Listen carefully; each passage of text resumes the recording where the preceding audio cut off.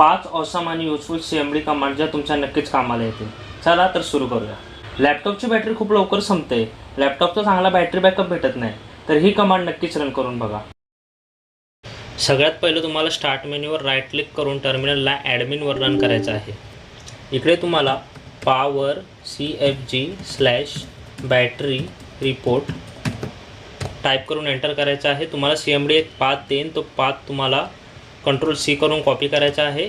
क्रोममध्ये येऊन त्याला Ctrl+V करून पेस्ट करा, तुम्हाला तुमच्या लॅपटॉपचा बॅटरी रिपोर्ट मिळून जाईल। इथे तुम्ही डिझाईन कॅपॅसिटी बघू शकता, म्हणजे लॅपटॉप जेव्हा नवीन घेतला होता तेव्हा त्याची बॅटरी कॅपॅसिटी किती होती, ती ही आहे 60,000। आणि फुल चार्ज कॅपॅसिटी म्हणजे आत्ता सध्याची लॅपटॉपची बॅटरी कॅपॅसिटी किती आहे, आणि सायकल काउंट म्हणजे 0 to 100% लॅपटॉप किती वेळा चार्ज झालेला आहे। ह्याच्यानंतर तुम्हाला स्क्रोल डाऊन करायचं आहे। तुम्हाला बॅटरी कॅपॅसिटी हिस्ट्री चेक करायची आहे, फुल चार्ज कॅपॅसिटी आणि डिझाईन कॅपॅसिटी।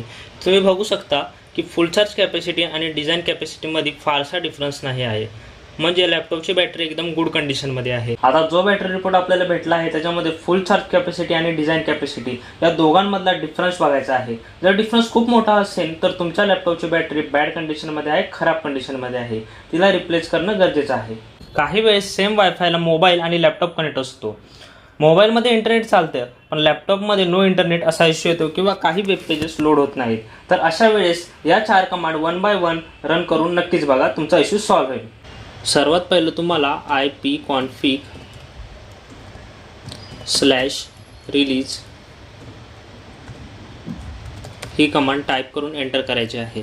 ही कमांड तुमच्या PCला सध्याच्या IP ॲड्रेसवरून डिस्कनेक्ट करते आणि जुने कनेक्शन सोडून देते। याच्यानंतर दुसरी कमांड तुम्हाला टाईप करायची आहे ipconfig/renew टाईप करून एंटर करा। ही कमांड राउटरकडून नवीन IP ॲड्रेसची विनंती करते, यामुळे IP कॉन्फ्लिक्टची समस्या सुटते।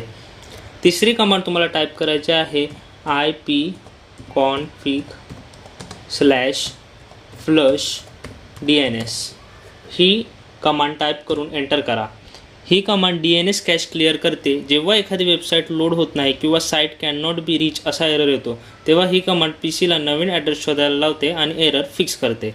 चौथी आणि लास्ट कमांड आहे netsh winsock reset ही कमांड टाईप करून एंटर करा। ही कमांड नेटवर्क ॲडॅप्टरचे सॉफ्टवेअर पूर्णपणे रिसेट करून डिफॉल्ट स्टेटसमध्ये आणते। ही कमांड टाकल्यानंतर कम्प्युटर PC रिस्टार्ट करणे गरजेचं आहे। जेव्हा लॅपटॉप किंवा कम्प्युटर क्रॅश होतो, ब्लू स्क्रीन येते, स्लो चालतो, त्यावेळेस विंडोजच्या काही फाईल्स खराब झालेल्या असतात, तर त्या फाईल्स रिपेअर करण्यासाठी ही कमांड नक्की ट्राय करा।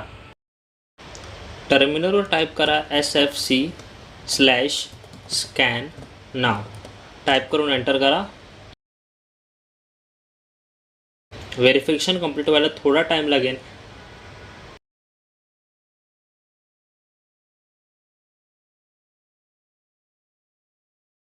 SFC म्हणजे सिस्टम फाईल चेकर। ही कमांड कम्प्युटरमधल्या सर्व खराब फाईल शोधून त्यांच्या जागी नवीन किंवा चांगल्या फाईल्स टाकते। अजूनही फ्लिप करून सिरियल नंबर बघता पण लॅपटॉप जुना झालाय, सिरियल नंबर पुसला गेलाय, तर अशा वेळेस ही कमांड ट्राय करा। सिरियल नंबर फाइंड करण्यासाठी तुम्हाला gate CIM instance class name win32_by iOS select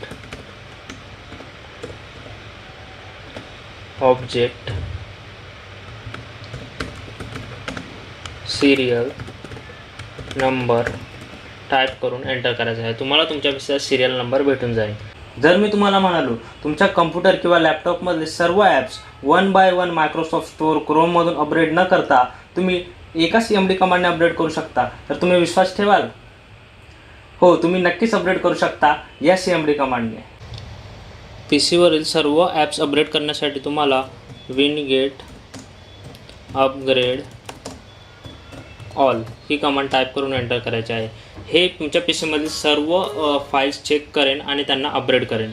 तर तुमच्याकडे सर्व ओरिजिनल आणि ऑफिशियल सॉफ्टवेअर्स आणि ॲप्स असतील तर तुम्ही नक्कीच यूज करू शकता, पण ह्याच्यामध्ये एक कॅच आहे।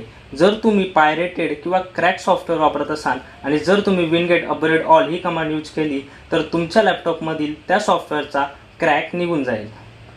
सो आजसाठी एवढंच. नेक्स्ट व्हिडिओचा टॉपिक तुम्ही कमेंटमध्ये सजेस्ट करा.